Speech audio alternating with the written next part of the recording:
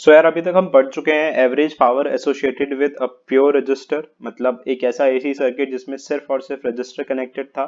तो वहां पर हमने एक्सप्रेशन निकाली उसकी पावर कंज्यूम के लिए, मतलब जितनी पावर किसी रजिस्टर से कंज्यूम हो सकती है जब वो रजिस्टर किसी एसी सर्किट के क्रॉस कनेक्टेड होता है। तो वहां पर उसकी एवरेज पावर की एक्सप्रेशन आई थी क्या, E R M S into I R M S. अब बात करते हैं average power associated with a pure inductor. Pure inductor से हमारा मतलब क्या है कि एक ऐसा एसी सर्किट जिस एसी सर्किट में सिर्फ और सिर्फ एक इंडक्टर लगा हुआ है, बाकी कुछ नहीं लगा हुआ। तो लेट सपोज हमने एक इंडक्टर कनेक्ट करा जिसका इंडक्टेंस एल है किसी एक एसी सोर्स के अगेंस्ट, मतलब एसी सोर्स के साथ, और ये एसी सोर्स की जो वैल्यू है ये आपको पता है, E is equals to E naught sine omega T. तो सबसे पहले स्टार्टिंग की लाइन वही होगी आपकी यहाँ पे कि suppose an inductor of inductance L is connected across a source of alternating EMF या ऑल्टरनेटिंग वोल्टेज। और ये सोर्स की इक्वेशन क्या बनेगी इसकी, E is equals to E naught sine omega T. और ये आप जानते हैं कि यही इक्वेशन आपकी इंस्टेंटेनियस वोल्टेज की होती है। ओके, नाउ बात करते हैं अब जरा इसकी इंडक्टर की। तो हमें ये पता है यार कि इंडक्टर के केस में कौन लीड करता है, सोचिए जरा। तो इन केस ऑफ इंडक्टर, इंडक्टर के केस में कौन लीड करता है, याद होगा आप लोगों को इंडक्टर के केस में कौन लीड करता है, वोल्टेज लीड करती है। और I can say that EMF lead करता है, मतलब करंट क्या करता है, लैग बिहाइंड होता है। तो करंट लेग्स बिहाइंड, तो इन case of inductor current legs behind by, कितने से लैग बिहाइंड करता है भाई, कितने से पीछे रहता है, पाई बाय 2 से। अब देखिए ये सब आपको पता होना चाहिए, तभी आप यहाँ पे आके आगे फर्दर डेरिवेशन कर सकते हो। तो लैग बिहाइंड देयरफॉर भाई पाई बाय 2। तो यहाँ से आप आई की इक्वेशन क्या लिख सकते हो, I naught sine omega T minus pi by 2। भाई यही होती है आई की इक्वेशन। अब थोड़ा इस आई की इक्वेशन को थोड़ा हम शफल करके लिखते हैं। नाउ लेट से मैंने अंदर से माइनस कॉमन लिया, तो यहां पर क्या हो जाएगा, minus I naught sine pi by 2 minus omega T. हमने यहां इस वाली जगह से क्या कॉमन लिया, माइनस, तो माइनस साइन ये आ गया। तो आई इज इक्वल्स टू, ठीक है। अब देखिए sine 90 minus theta, what is sine 90 minus theta, answer is cos theta. तो ये इक्वेशन बनी आएगी क्या, I is equals to minus I naught cos omega T. ठीक है, जहां पर हमने जो आपकी लास्ट रजिस्टर वाली डेरिवेशन थी, रेजिस्टेंस वाली डेरिवेशन थी, वहां पर हमने कोई ऐसा चेंजेस नहीं किए। यहाँ पर हम लोगों ने चेंजेस किए क्योंकि ये पाई बाय 2 वाला टर्म आ रहा है तो इसको खत्म करना है हमें। तो ये हमने लिखा, तो देयरफॉर इंस्टेंटेनियस पावर क्या आएगी भाई, देयरफॉर इंस्टेंटेनियस पावर। अब आपको ये पता है कि जो ये इंस्टेंटेनियस पावर है ये प्रोडक्ट होता है वोल्टेज का, इंस्टेंटेनियस वोल्टेज और इंस्टेंटेनियस करंट। तो ये आई हमारा इंस्टेंटेनियस करंट होता है, ये ई हमारी इंस्टेंटेनियस वोल्टेज होती है। तो this is equals to E naught sine omega T multiply by minus I naught cos omega t। Okay, तो let me just write it, multiply by minus I naught cos omega T. Okay, अब यहां पर जो equation बनेगी आपकी power की, वो power की इक्वेशन क्या बनी, is equals to minus E naught I naught, now sine omega T cos omega T.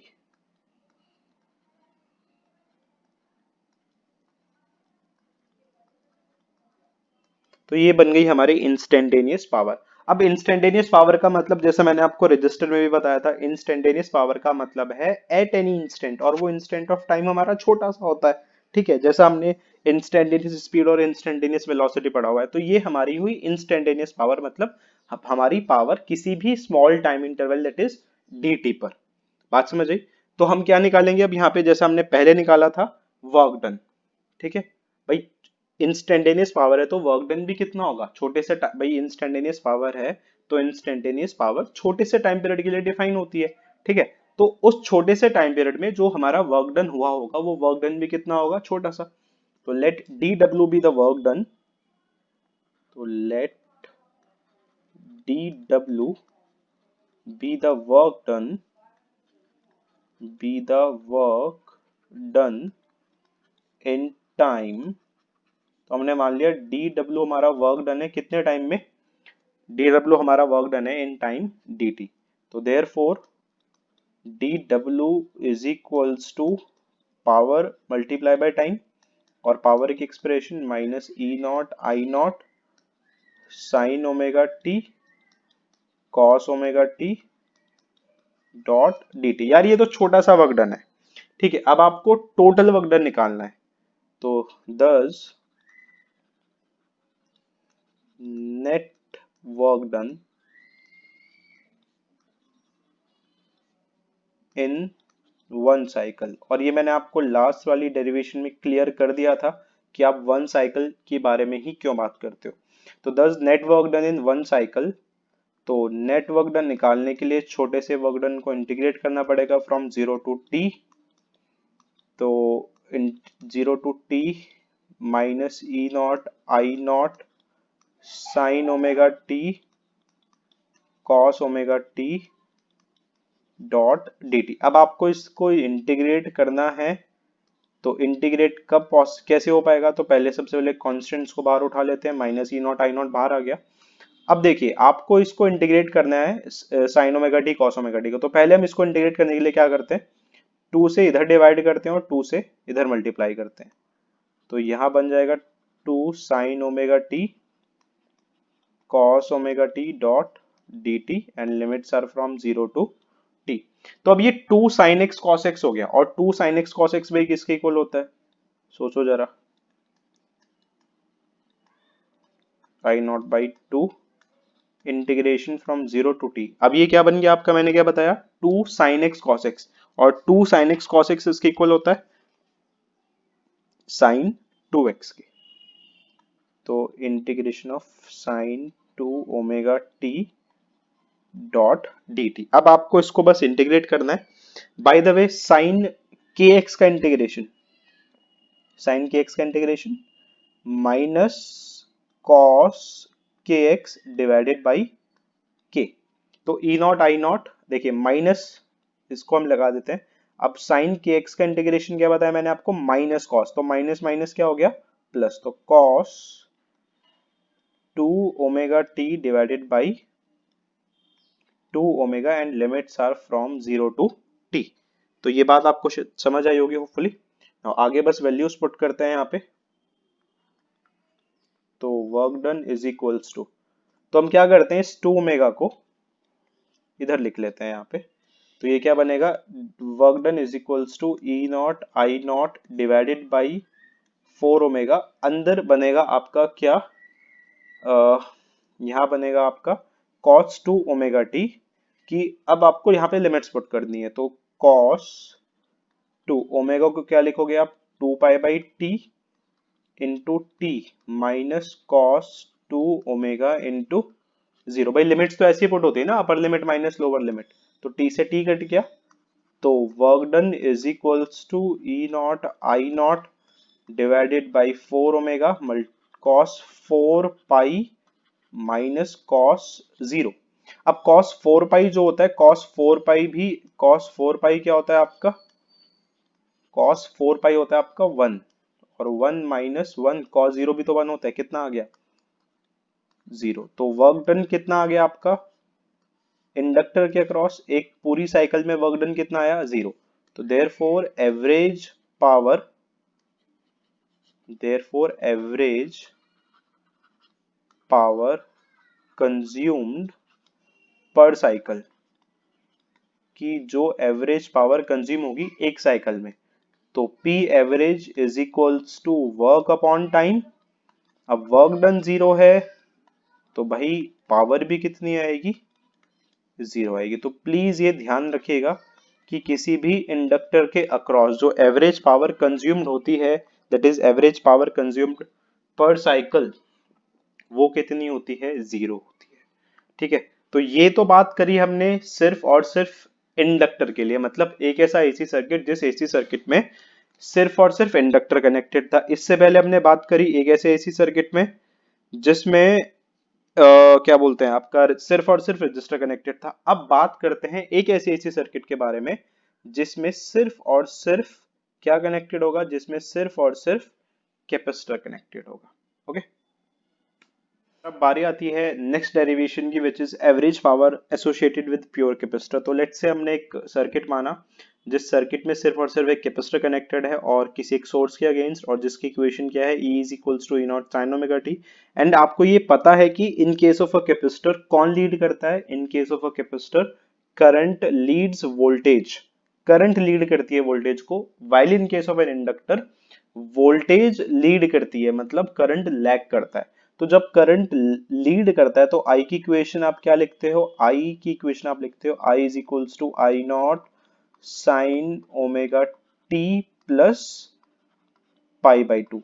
अब फिर से यार अपने को इस पाई बाई टू वाली टर्म को कैंसिल आउट करना है, तो इस टर्म्स को फिर से थोड़ा शफल करके लिखो।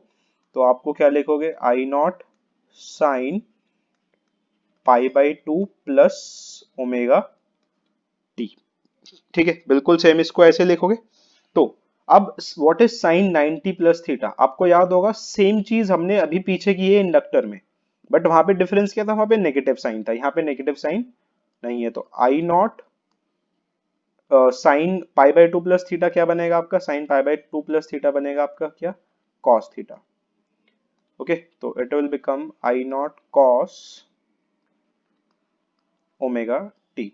तो ये आ गई आपका इंस्टेंटेनियस करंट, ठीक है, और ये है आपका इंस्टेंटेनियस वोल्टेज, और यू कैन से ईएमएफ। तो देयरफॉर इंस्टेंटेनियस पावर,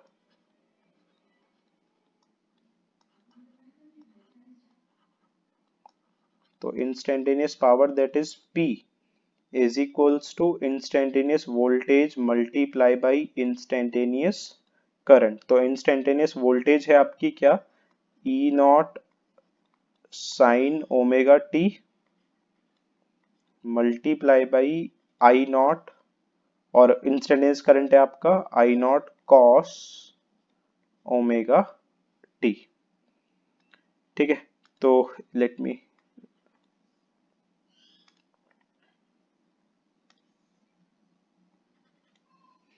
तो इंस्टेंटेनियस पावर की एक जनरल एक्सप्रेशन यहां से आ गई क्या, P is equals to E naught I naught sine omega T dot cos omega T. तो ये आ गई है आपकी general expression for the instantaneous power. This is the general expression for the instantaneous power आपकी। ठीक है, अब यार आपको जैसे मैंने बताया यार पीछे दोनों डेरिवेशंस में, इंडक्टर वाली और रजिस्टर वाली दोनों डेरिवेशंस में मैं रिपीट कर चुका हूं कि ये जो इंस्टेंटेनियस पावर है ये होता है किसी भी छोटे टाइम के लिए, that is for a small interval of time. Okay, अब छोटे से टाइम इंटरवल का मतलब है कि आपने उस छोटे से टाइम इंटरवल में जो भी काम किया है वो काम भी कैसा होगा, छोटा सा होगा। ठीक है, काम भी कैसा होगा, छोटा सा। तो वही अगर मैं स्टेप यहां पे लिखूं, तो late dw be the work done, be the work done in time dt। तो dw is equals to power into time, that is E naught I naught sin omega t dot cos omega t dot dt। आप इस तरह लिखोगे। अब ये छोटा सा work done है, तो बड़ा वर्क डन के लिए आप इसको क्या करोगे, इंटीग्रेट। अब अगर मैं आपको एक इक्वेशन दिखाऊं यहाँ पर, तो आप देखिएगा जरा ध्यान से इस इक्वेशन को। आप जरा ये इक्वेशन देखिए, और जो मैंने इंडक्टर में आपको कराई थी, आप जरा ये वाली इक्वेशन देखिए, ये वाली। क्या इक्वेशन दोनों सेम नहीं है, बिल्कुल है, इक्वेशन दोनों सेम है। बस डिफरेंस क्या है, यहाँ पर नेगेटिव साइन है और कैपेसिटर में पॉजिटिव साइन है। तो आप यहाँ पे भी क्या निकालोगे, same net work done in one cycle, बिल्कुल हूबहू सेम चीज आएगी जैसी आपने यहाँ पे निकाली है, यहाँ पे आपने निकाला है सारा। ठीक है, बिल्कुल हुबहू सेम चीज है कि जैसा आपने यहाँ पर सब निकाला है ये। ओके, इसका आंसर भी जीरो आना है वर्क डन का, बस डिफरेंस क्या है, ये नेगेटिव साइन नहीं आएगा यहाँ पे, कैपेसिटर वाली केस में नेगेटिव साइन नहीं आएगा, बिल्कुल हूबहू सेम डेरिवेशन है इसकी। तो जहां पर हमने देखा था कि टोटल वर्क डन जीरो आया था, वैसे ही कैपेसिटर के केस में भी आपका जो वर्क डन आएगा, इसको सॉल्व करके वो कितना आएगा, जीरो। तो आप ये डेरिवेशन बिल्कुल पीछे से देख के कर सकते हैं, सेम ऐसे ही जैसे मैंने आपको उसमें करवाई है इंडक्टर में।